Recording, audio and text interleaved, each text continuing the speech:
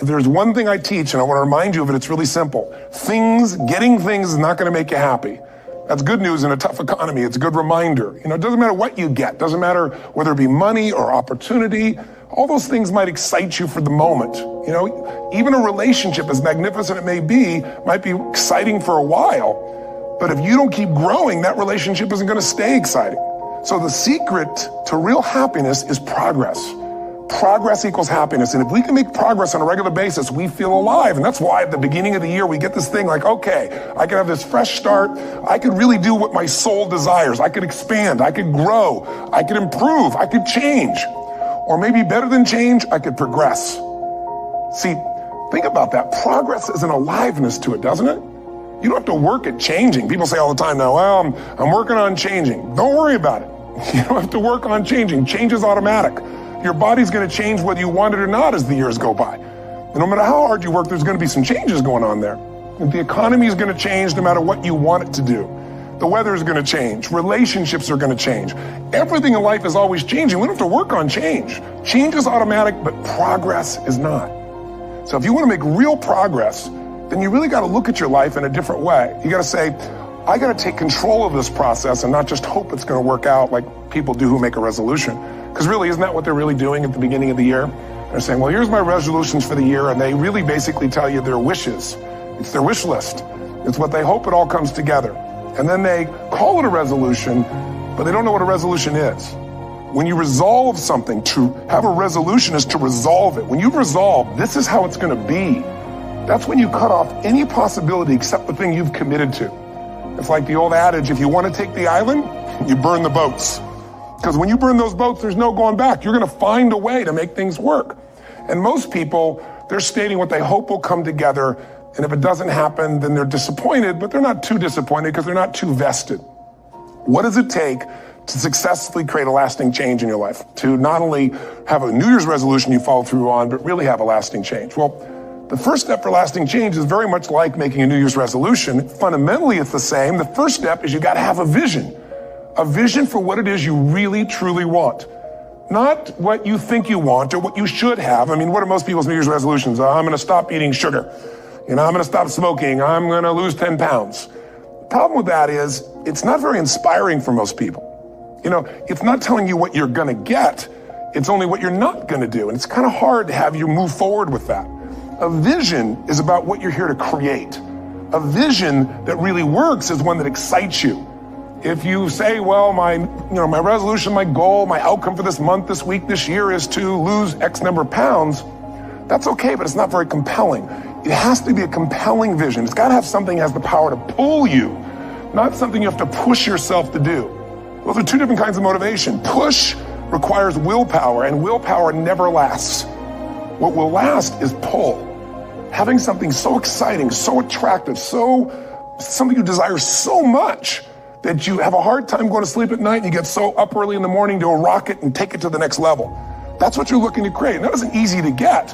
But one of the reasons we do seminars and events and we say, why do that? Why not just read a book or something? Is because when you get in an environment where you're with people that are being put in a peak state, like when you're going to a sporting event, if you watch a sporting event at home, it might have a certain level of excitement. But when you're in a stadium with 50,000 people, suddenly it has a whole different level of intensity. And we feel that. And the bottom line of our follow-through comes down to our emotional intensity. In a different state of mind, you're going to come up with a much better and a more exciting vision than if you're sitting on the couch going, okay, what are my new resolutions for this year? And you're doing it the morning after the new year has started and you're a little inebriated. And the football game's on in the background. Probably not going to have the power of focus there. Probably not going to have the power of the energy to create something that's going to pull you for this year. And you got to do that. So it's got to be a vision that's compelling, something that it's going to be a gift to make sure that it happens. And also, along with that compelling vision, you got to have strong enough reasons that you're going to follow through when the going gets tough. That's one of the biggest things missing for most people. They say, this is what I want to do.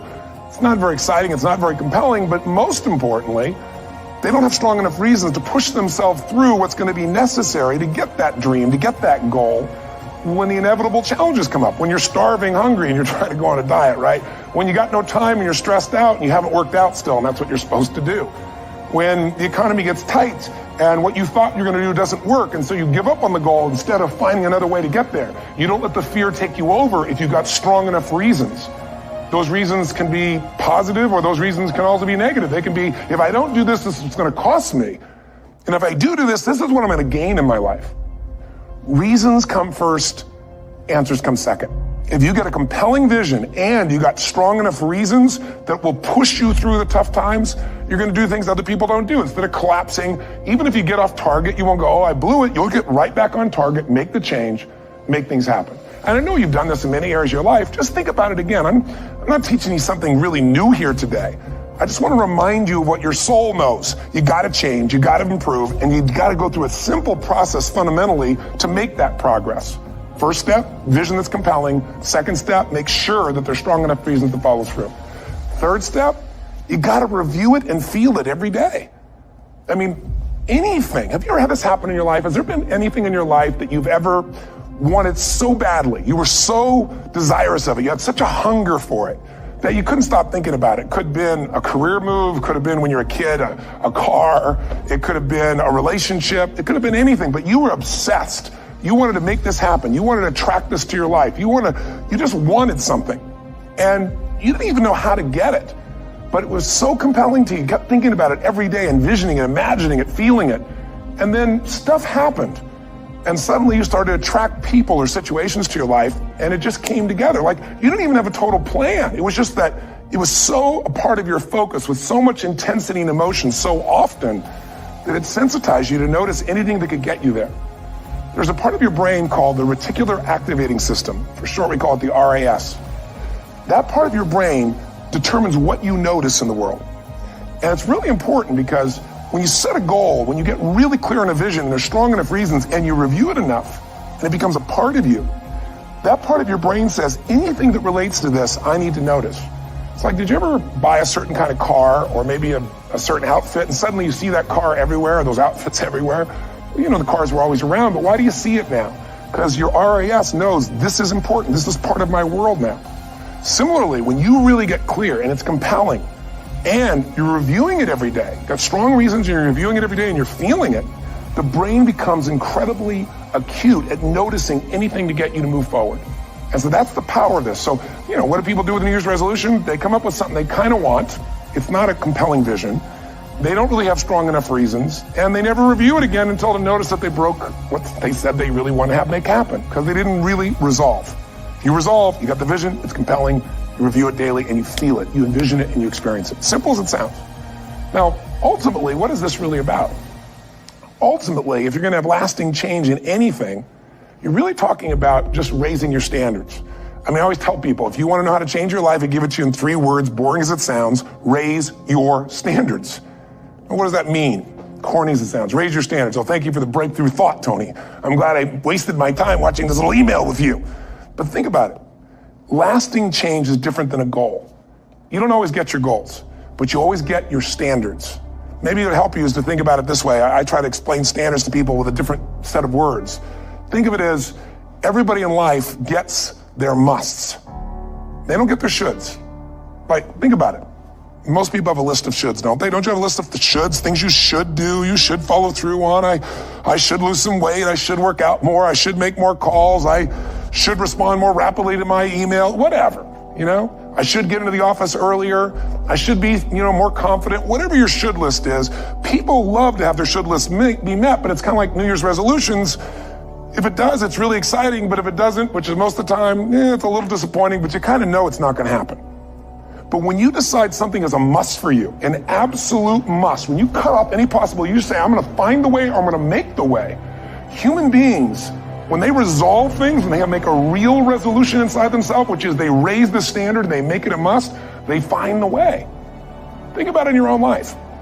Haven't you had some area of your life where you raise your standard and your life has never been the same? Maybe at one time in your life you smoked cigarettes, or you did something and you did it for years and you kept trying to change it, and kept telling yourself, I should. And then one day something happened. Something just clicked you over. Something took you over that kind of tipping point. And inside yourself, you said, no more. And it was a very, very different experience, wasn't it? Something inside of you shifted. And what was a should became a must, and you've never gone back. Is there an area like that in your life you could think of? Again, did you ever smoke cigarettes? Did you ever eat a certain way, drink a certain form of alcohol, and then finally say no more, and you just don't go back? And notice this, it doesn't really take any willpower anymore.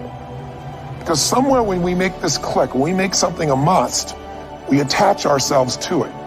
It becomes part of our identity. And one thing I've learned in the last, 33 years of working with people from now over 100 countries, 4 million people, is human beings absolutely follow through on who they believe they are. If you said to me, well, I'm really going to work hard to stop smoking, but I've been a smoker my whole life, and I am a smoker. I know your days are numbered. You're going to be back smoking cigarettes again, because we all act consistent with who we believe we are. I tell people the strongest force in the whole human personality is this need to stay consistent with how we define ourselves.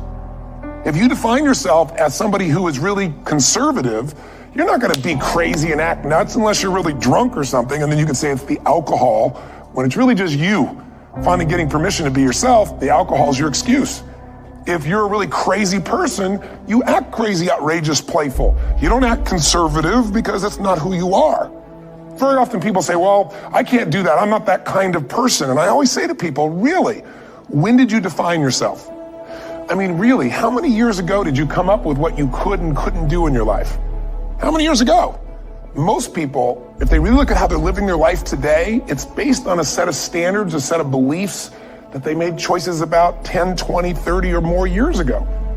I mean, very often we made decisions in our youth or very young about what to believe, about what we were capable of, about who we are as a person, and that becomes the glass ceiling, if you will, that controls us. There's a corny metaphor, but it's true. I remember one time I was with my family at the circus, and there was a person there, and they had this big giant elephant, and you look at this elephant, and they take this little rope, put it around the elephant's neck, and they drive this stake into the ground.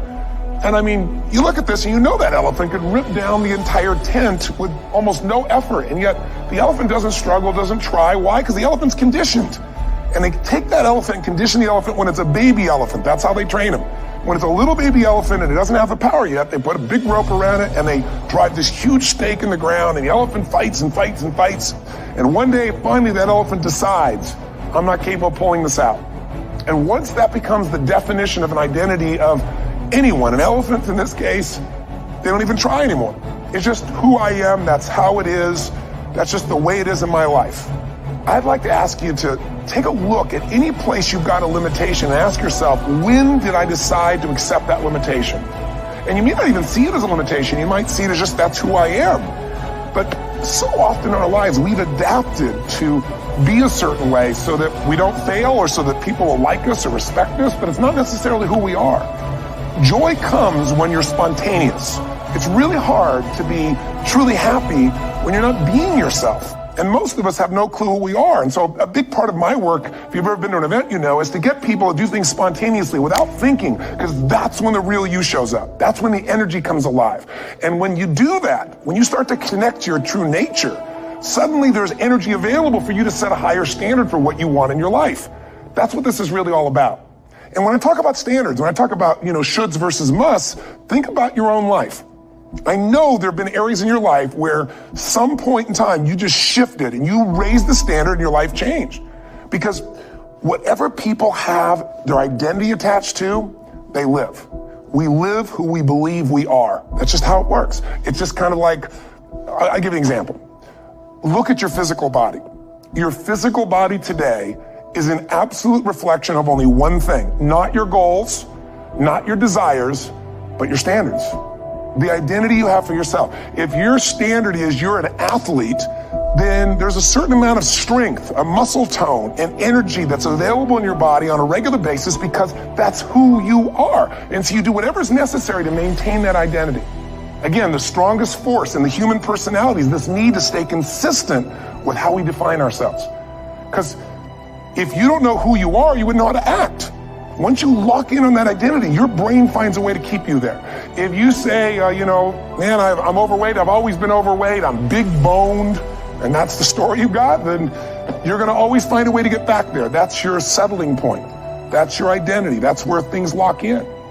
If you see somebody who's in really great shape, you ask them, do you work out? You know the answer. Yes. How often? And they'll tell you 3 times, 4 times, 5 times a week, whatever. In a seminar, I'll ask people, who here works out at least 5 days a week? And I'm stand up. And you look around that room, and you know that they work out 5 times a week because you can see their body. You don't just get a result without some kind of action, without some form of ritual. Ritual meaning actions you do consistently. Now, do you think those people that are out there working out 5 days a week, do they have more time than you do? Or I have, or anybody else? Of course not. Is their life less busy? Of course not. It's just a must for them. They must work out that way, and they've made that turn in their life change. So I'm not saying you have to work out 5 days a week. I'm just saying whatever you really want, wants don't get met consistently. Standards do. Whatever you identify, this is who I am. And so it's not so much about changing your identity as it is expanding it.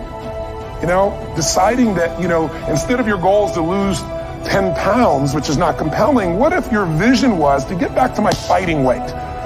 This year, this month, this next 90 days, I'm going to transform my body. I'm going to take on a new challenge. I'm going to find some technique or strategy. There's a million of them that can reframe myself where I want to feel younger, stronger, more vibrant than ever before.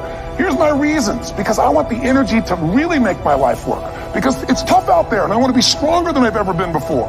I want to go in front of the mirror, and if I'm naked, not, want to laugh. I want to look there and take a good look and go, yeah, I'm proud of whatever I see there. Whatever it takes, something's going to make you laugh, smile, something that's going to tease yourself, but something's going to move you to another level. If you identify yourself in a new way and you own that every day, and that becomes the standard of how you live, you'll find the way to make that standard real. Money's the same way. Think about it. It doesn't matter what's happening, quote unquote, in the marketplace. People that make money find a way to make money no matter what, don't they? I mean, most people's standard is to pay their bills. So that's what most people find a way to do, even when economic times get tough. Most people, if that's their absolute standard, they find a way. Some people's standard is pay their bills most of the time. And so most of the time they do. Some people's standard is not just to pay their bills, but to take care of their family and maybe even some of their friends. And they find a way. In fact, some people may be in a family where they don't have enough money. They barely have money to pay their bills. They work their guts out. And then somebody, their mother, their father, somebody else, their sister gets ill, and there's not enough money to take care of it. Nobody else has money in the family. They don't either, but they find a way to get that money to take care of their mother or father, don't they? And pay their bills. They never could do it before. Why? The situation made them raise their own standard. And not everybody does that. Somebody else in the family might have money and still not take care of their mother. It all comes down to the inner game, my friends. Changing your life is a change in the inner game. The outside world you can't control, but you have absolute control over this one if you learn the dynamics of what shapes you. And identity is one of those simple, clear, fundamental basics that if you start to shift it, everything else will shift in your life as well. Some people, by the way, have to have more than enough money to do what they want, when they want, where they want, with whomever they want, contribute the way they want. And if that's their must, they find a way. I know that sounds overly simplistic, but it's true.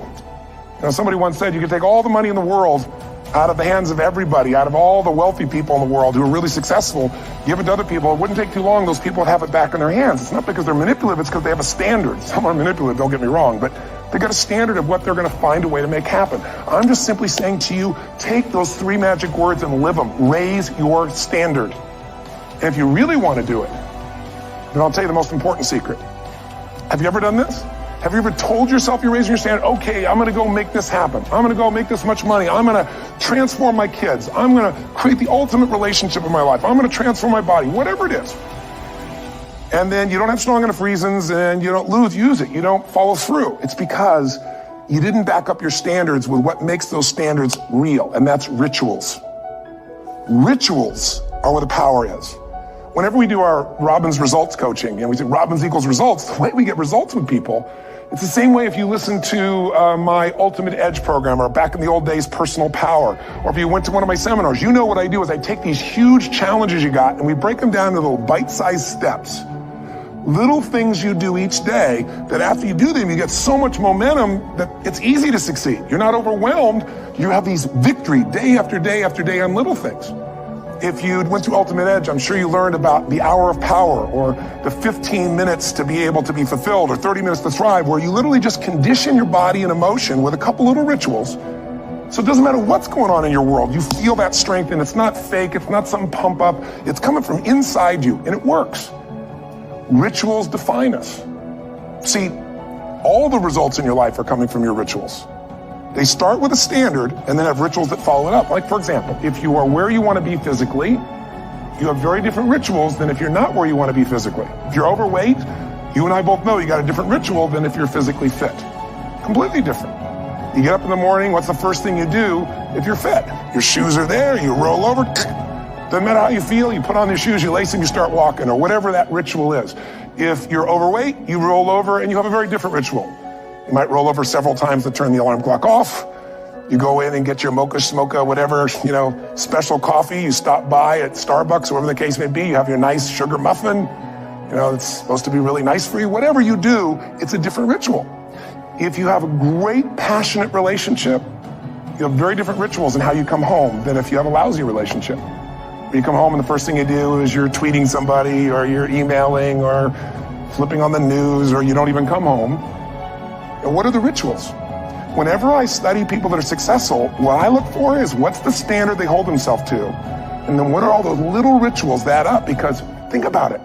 Success and failure are not giant events. They don't just show up. You don't just suddenly become successful or suddenly have this cataclysmic event that makes you fail. It may look that way, but failure comes from all the little things. It's failure to make the call. It's failure to check the books. It's failure to say, I'm sorry. It's failure to push yourself to do things physically that you don't want to do. And all those little failures day after day come together until one day some cataclysmic event happens and you blame that. That event happened because you missed all the little stuff. Do you agree with me? And success, by the way, is not some overnight event. It's all these little things. Success is having a vision. Success is making it compelling. Success is really seeing it and feeling it every day with strong enough reasons. Success is feeling the sense that I'm here to grow and I'm here to give something to the world more than just myself. Success is caring about other people. Success is calling and saying, I love you in the middle of the day for no damn reason. Or sending a note. That'll change your relationship. Have a ritual of something funny, playful, or a surprise you do. How many relationships are dead today because they have no surprise rituals anymore? You need to have some rituals, some cool things you do that nobody else does that gives you a better life than anybody else has. All the little stuff. That's where success comes from. In business, it comes from delivering more than anybody could imagine. All those little things add up. People go, wow, that's who I want to do business with. It's true in any area of your life. So if you look at somebody who's really successful and you think, wow, they're so amazing, they're such a genius, you got to dig underneath and you got to remember something. People are rewarded in public for what they've practiced for years in private. Myself and my business people say, how do you get up and speak? And you have no notes and you go for 3 days and nights and the room is like, everybody's wired and it's incredible. It's like a rock concert. How do you do that? How do you have that confidence? Well, it's not confidence, it's experience now. But I did so much behind the scenes and I still do to make things right. How many people would know that since the time I was 17 years old, before I walk out on stage, still do to this day, wouldn't need to do it, but I still do it, I never walk out there without being in an absolute peak state of mind. There are days my back is hurting, my throat is hurting, or I may have had a challenge, or my father passed away, and I've still got to deliver for these people because my standard is give my all every time. Every event has to be better. Talk to anybody who's been to our events for 5, 10 years, some of our trainers, and I'll say, I don't know how he does it. He always finds a way to make it better. That's not an ego thing. That's a standard in me. I have to find the way. And my ritual, though, is I prepare, I think, I gather new information, I figure out how to put something across better. What do people need? I spend time with our customers. I see what's going on. And before I get on stage each time, I have this little ritual to put myself in a state of mind. And I did it starting like 17 years old. I started doing it. I'd say, I now command my subconscious mind. And I say this out loud several times, this little set of phrases, as an incantation to kind of condition my mind and body. And I'd say, I now command my subconscious mind to direct me in helping as many people as possible today by giving me the strength and the emotion and the humor and the brevity, whatever it takes to show this person and help this person change their life now. And I started that with a person when I worked with people one-on-one, and I would do that for 45 minutes driving in my Volkswagen to go serve and coach somebody for the first time. Now I don't say that person, I say these people and I can go out in a room of 10,000 people and deliver for 50 hours, and I do it every time I come back on stage. It's a ritual to go into peak state. Peak states don't just show up, they don't interrupt you. Great ideas don't interrupt you, you gotta pursue them. I talked to Michael Jordan, I'll never forget, at the peak of his career, and got to watch his final game. Saw him backstage and spent some time with him, and it was a pretty exciting time. He was the greatest basketball player I think that ever lived and has ever lived. And I asked him, I said, what sets you apart, Michael? What is it? And is it God-given talent, ability, skill? What is it? And he said, Tony, he said, I can shoot you straight. It's not, me trying to act humble. He goes, I have a lot of talent, a lot of God-given talent, a lot of skill. I've worked really hard. But he said, really, it's my standards. He said, every day I demand more from myself than anybody else could humanly expect. I'm not competing with somebody else. I'm competing with what I'm capable of. Magic formula. Because most of us lower our standards. Why? Because who you spend time with, my friends, is who you become. One of the biggest reasons I started going to seminars when I was like 17 is I had nobody around me as a great role model. I could read about somebody, but being around people, being in that environment was very different. Finding a way to go to work with someone who lived that standard of life was very different. You get around people with low standards and you compete with it. You don't need to compete with it. It's like, okay. Remember Jerry Springer? I don't know if he's still in the air, but I remember he used to get people on the show and I thought, where would he find these people? And why would people watch? I'll tell you why they watch. They watch these people and go, my life's still pretty darn good compared to that person. Look at them. You don't have to change your life. All you have to do is find somebody with a lower standard and you'll feel good about yourself. But if you feel that good feeling, it's an illusion. The only thing that's going to make you happy, my friend, in this year or any other, is to step up. It's to raise the standard. It's to discover what you're capable of and feel that incredible power of pushing through whatever's holding you back and get to the other side of more of your true self. That's what this game's all about. And look at the best in the world in anything. Tiger Woods, what's his vision? To win golf tournaments? No, to be the best that ever lived. That's his goal. That's his vision. But here's what's interesting. He backs it up with rituals. If you just have a vision and you don't have the rituals, stop lying to yourself. His rituals are, he started doing things nobody did before. He went and started lifting weights. Golfers lifting weights? No way. He went out and he changed his swing when he was the best in the world because he realized in order to be the best that ever lived, he's gonna have to change his swing. If you know anything about golf, you don't change your swing when you're the best.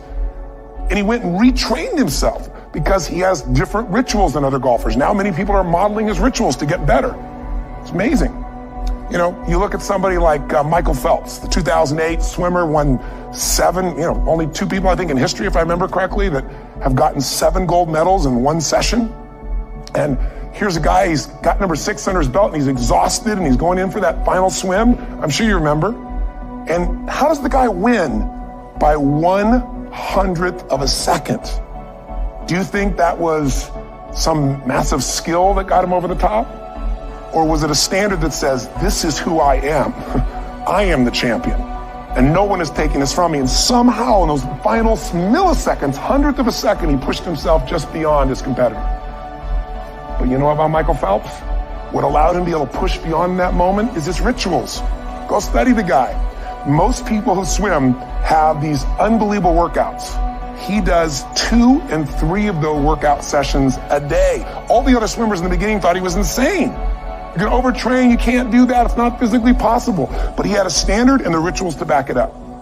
So here's my final message to you, because I've gotten carried away. I thought I was gonna send you like a 5-minute message, but as you can see, there's no script here. It's just me going a little crazy with you, but I wanna really see you get what you want this year. Don't let this year be like last. And if last year was great, still don't let it be that way. Raise the standard.